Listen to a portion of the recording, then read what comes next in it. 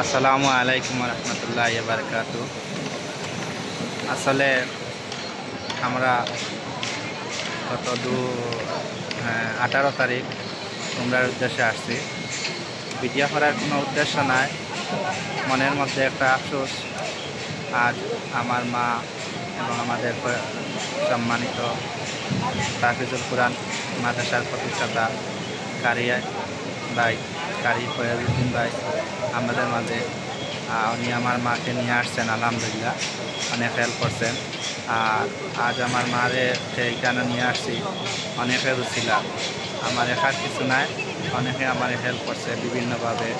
আমি সবার জন্য দোয়া করছি। আলহামদুলিল্লাহ আল্লাহ পাক রব্বুল আলামিন আমাদের দোয়া কবুল করতা।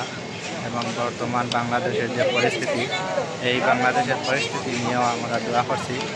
আলহামদুলিল্লাহ আল্লাহ হেদায়েত দান করতা, যারা মানুষ হত্যা করতেছে তাদেরকে হতায়ত দিতা, আর যারা এখন পর্যন্ত মারা গেছে তারাও আল্লাহ শহীদি মর্যাদা দান করতা। আর আমি অনেকের নাম ধরে ধরে দোয়া করছি। আমার অনেক ভাইয়েরাও আমার অনেক হেল্প করছে এখানে আসতে, এই পর্যন্ত আমার মারে নিয়ে এখানে আসতে। আপনারা সবার জন্য দোয়া করেছি আলহামদুলিল্লাহ। আর আপনারাও দোয়া করবা ইনশাল্লাহ।